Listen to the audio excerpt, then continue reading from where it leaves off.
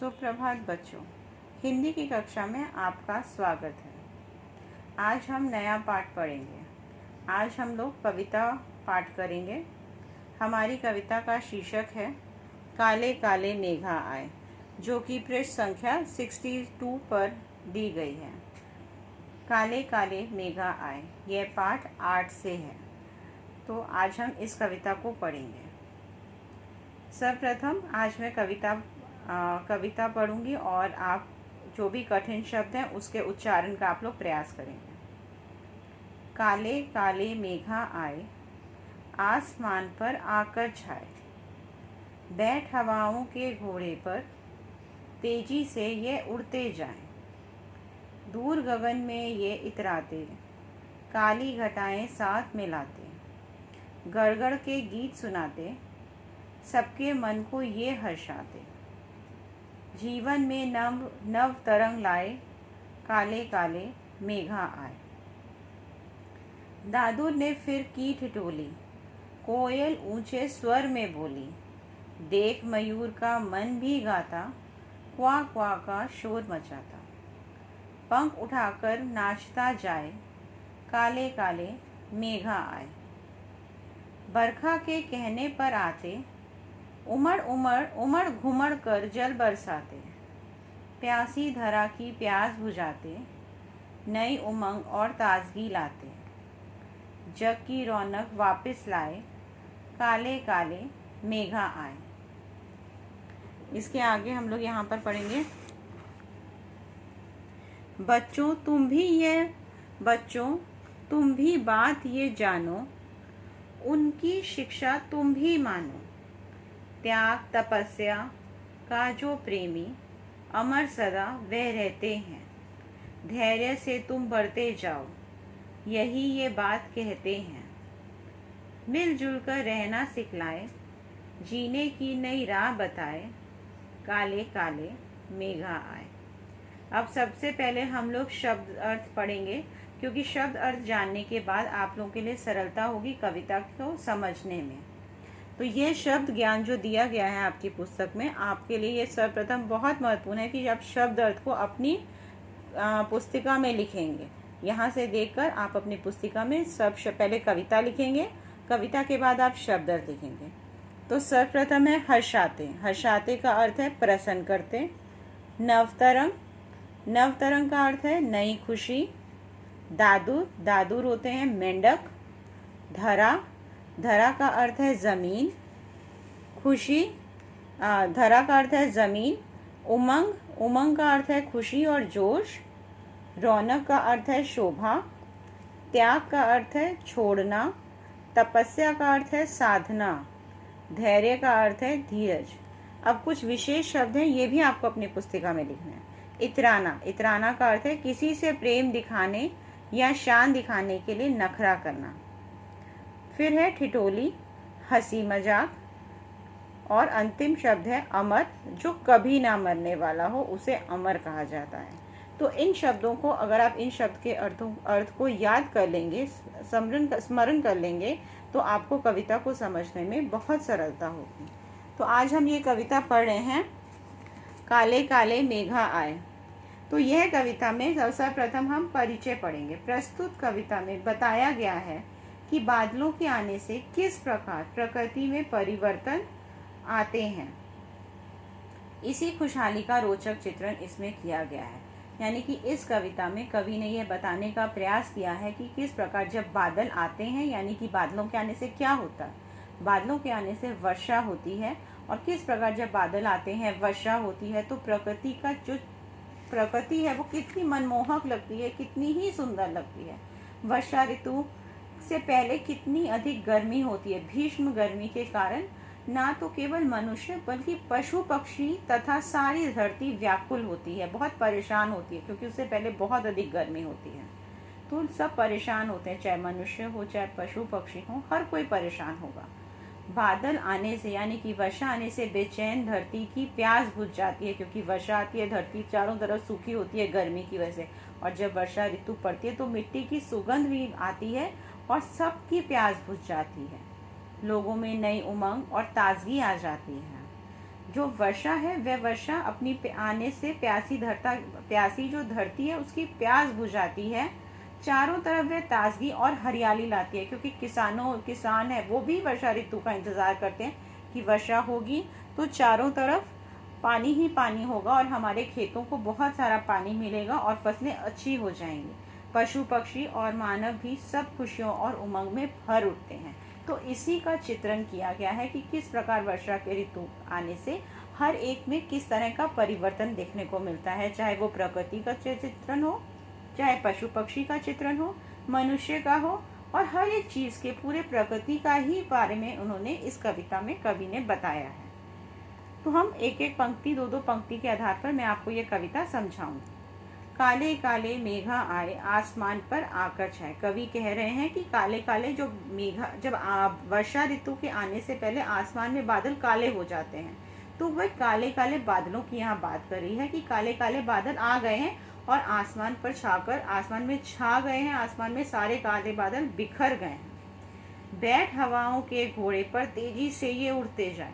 इस पंक्ति का अर्थ यह है कि कवि ने यहाँ पर बादलों की जो तुलना की है वो हवाओं के घोड़े से, जिस तरह से बादल तेजी से चल रहे हैं, तो कवि ने यहाँ कल्पना में कहा है कि वो इस तरह से तेजी से चल रहे हैं जैसे हवाओं के घोड़े हैं, इतनी तेज से जैसे घोड़े चलते हैं, ठीक उसी प्रकार ये जो काले काले बादल हैं वो भी तेजी तेजी से भाग रहे हैं। दूर गगन में ये इतराते, यानी दूर गगन में ये दूर कहीं खड़े रहते हैं काले बादल, हमसे तो बहुत दूर है, आसमान में ये काले बादल दूर कहीं दिख रहे हैं और वहाँ इतरा रहे हैं, बहुत खुश हो रहे हैं, दिखा रहे हैं।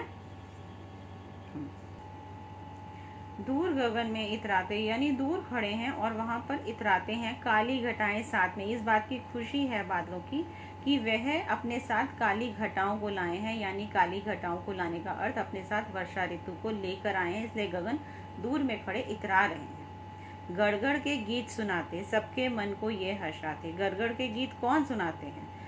जो बादल हैं वे किस प्रकार की धुन सुनाते हैं? बादल गड़गड़ की धुन सुनाते हैं। और इस प्रकार की जब धुन सुनाई देती है मनुष्य को या पशु पक्षियों को, तो वे अत्यंत प्रसन्न हो जाते हैं ये सोचकर कि वर्षा होने वाली है।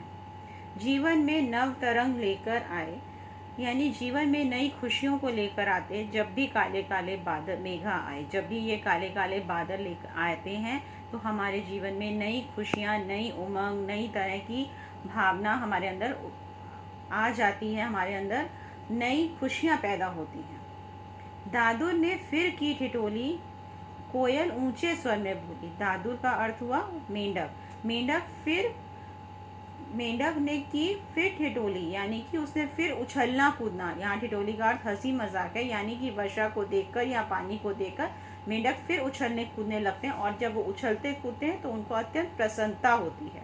तो मेंढक फिर खुश हो गए। कोयल ऊंचे स्वर में, क्योंकि अब वर्षा ऋतु आने आ गई है तो सब पक्षियों की प्यास बुझेगी, अब उनको पानी के लिए दूर दूर भटकना नहीं पड़ेगा।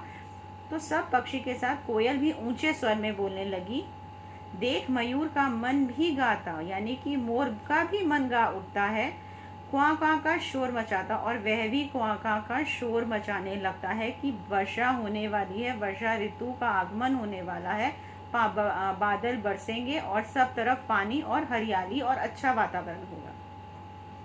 पंख उठाकर नाचता जाए काले काले मेघ आए, और मयूर भी पंख उठाकर नाचने लगते हैं और वो बहुत ही सुंदर लगता है जब मयूर भी अपने पंख उठाकर नाच उठते हैं और अत्यंत प्रसन्न हो उठते हैं कि वर्षा ऋतु आने वाली है और काले काले मेघा, यानी जब भी काले काले मेघा आते हैं चारों तरफ प्रसन्नता का माहौल हो जाता है। बरखा के कहने पर आते उमड़ घुमड़ कर जल बरसाते। बरखा के कहने पर, यानी बरखा आती है और उमड़ घुमड़ कर सब तरफ चारों तरफ वर्षा होने लगती है। प्यासी धरा की प्यास बुझाते, जो कि धरा इतनी, यानी कि पृथ्वी यानी कि धरती सूख गई है भीष्म गर्मी के कारण। इतनी गर्मी पड़ने से जो धरती सब तरफ सूख गई है, जब वर्षा ऋतु पड़ती है, बूंदें पड़ती हैं तो उस धरती की प्यास बुझ जाती है, सब तरफ मिट्टी गीली हो जाती है और धरती अपने अंदर कितना ही पानी सोख लेती है। नई उमंग और ताजगी लाते, और इस प्रकार वह नई उमंग वर्षा ऋतु अपने साथ नई उमंग, नई ताजगी लाती है, वातावरण बहुत ही सुंदर कर देती है। जग की रौनक वापस लाए काले काले मेघ आए।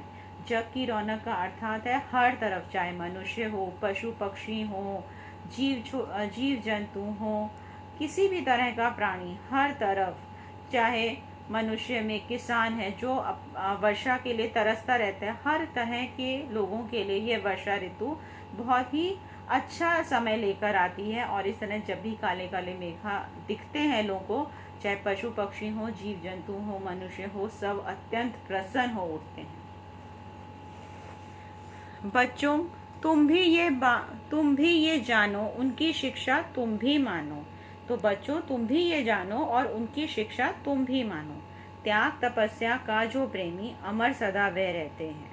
यानी कि जिस व्यक्ति में, यहाँ कवि ने मनुष्य को भी समझाने का प्रयास किया है कि जिस व्यक्ति में त्याग, यानी कि किसी भी चीज को छोड़ना, किसी भी चीज के मतलब किसी भी चीज की जिद ना करना, किसी भी चीज का त्याग करना, छोड़ पाना, किसी चीज को, अपनी प्रिय वस्तु को छोड़ पाना, या तपस्या या किसी प्रकार की साधना करना, जो व्यक्ति इस तरह के होते हैं, मतलब जो किसी के लिए इतना अधिक प्रेम नहीं रखते हैं, अमर सदा भय रहते, वे अमर हो जाते हैं, वे व्यक्ति कभी नहीं मरते। हमारे अंदर जो लालच है, जो स्वार्थ है, वह नहीं होना चाहिए। हमारे अंदर लोगों के प्रति प्रेम की भावना होनी बहुत आवश्यक है। धैर्य से तुम बढ़ते जाओ, यही ये बादल कहते हैं। और हमें भी धैर्य से आगे बढ़ते रहना चाहिए। कवि ने इन पंक्तियों में कहने का प्रयास किया है, त्याग और तपस्या की भावना को सिखाया है। कवि ने कह रहे हैं, धैर्य से हमें आगे बढ़ते जाना है और मिलजुल कर रहने की सीख दी है कि सभी लोगों को मिलजुल कर रहना चाहिए। मिलजुल कर रहना सिखलाएं, जीने की नई राह बताएं, काले काले मेघ आएं। और ये मेघ भी हमें सिखाते हैं कि हमें मिलजुल कर रहना चाहिए। जैसे बिना किसी स्वार्थ और लालच के मेघ हर किसी इंसान पर, हर किसी पशु पर, पक्षी पर, पौधों पर समान रूप से बरस उठते हैं, या वर्षा अपनी पानी की बूंदें देते हैं, कहीं कुछ लालच नहीं रखते, हर एक को सामान देते हैं। हमें भी, मनुष्य को भी आपस में मिलजुल कर रहना चाहिए, लालच नहीं करना चाहिए, त्याग की भावना रखनी चाहिए और इसी तरह आगे बढ़ना चाहिए। तो ये नई नई सीख हमें, ये वर्षा ऋतु भी हमें ये सिखाती है कि लोगों में आपस में प्रेम बना कर रखना चाहिए। तो बच्चों, आज हम ये कविता यहीं तक करेंगे। इसके प्रश्न उत्तर मैं आपको अगली कक्षा में कराऊंगी। धन्यवाद।